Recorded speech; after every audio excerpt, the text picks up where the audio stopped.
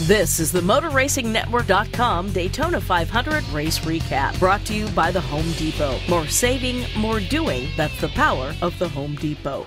Trevor Bayne became the youngest driver in history to win the Daytona 500 when he edged Carl Edwards to win Sunday's 53rd running of the Great American Race. Bayne gave the Wood Brothers Racing Team its first Sprint Cup Series victory since Elliott Sadler won in 2001. Bayne became the second youngest driver in history to win a Sprint Cup race and the 35th different driver to win the Daytona 500. The victory was the 600th in the Sprint Cup Series for Ford, and Bayne piloted a car that carried the same paint scheme that David Pearson drove to a Daytona victory for the Wood Brothers in 1976. Man, I'll tell you what, I couldn't ask to be sitting up here with any better guys than these three that are up here, and then Glenn and Leonard, who laid the foundation for this whole thing, because, I mean, if it wasn't for these guys, there is no way I'd be sitting up here. They gave me a rocket ship that definitely did me a lot of justice today. So anybody I hooked up with, I mean, it was headed to the front. And to get this win, I mean, it's my first win in NASCAR, period, in any of the top three series. My first Sprint Cup win, our second ever race. I mean, that's setting the standard. I'd say that for sure. The win brought the Wood Brothers back to prominence, and team co-owner Eddie Wood reflected on the incredible accomplishment. It hasn't really sunk in yet.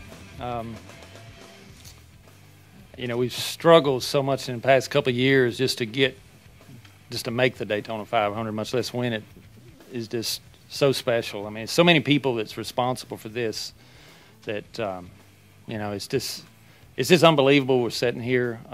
You know, Trevor Bayne did such a good job. I mean, to be 20 years old and go out there and, you know, and go fender to fender with all these guys.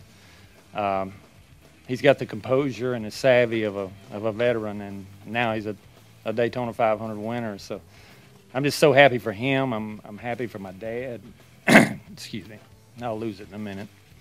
But anyway, just so much happened in the last 10 laps in my head. I walked in Victory Lane with Richard Petty and Edsel Ford and my dad. I don't know how much better that can get. Edwards' runner-up finish was his sixth top 10 finish in 13 starts at Daytona, and although disappointed he didn't win on Sunday, he tipped his cap to Bayne's achievement. I can tell you guys that second place in the Daytona 500 feels way worse than any other position I've ever finished in the Daytona 500, but that is made better by listening to Trevor and how excited he is. He is a really nice young man and a great guy to represent this sport with this win.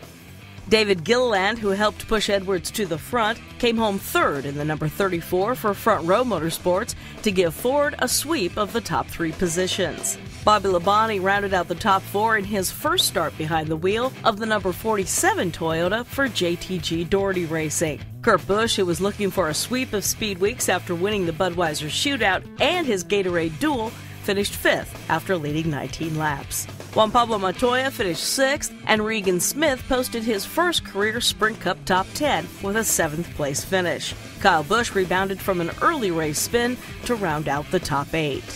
Since Bayne declared his championship points for the Nationwide Series, that makes Edwards the series point leader.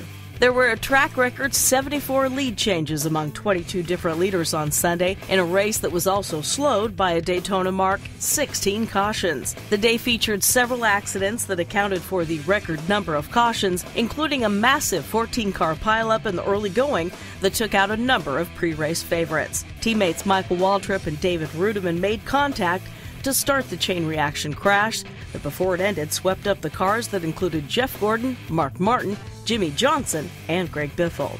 The accident ended Waltrip's chance to win on the 10th anniversary of his 2001 Daytona 500 victory that ended with the untimely death of Dale Earnhardt on the last lap.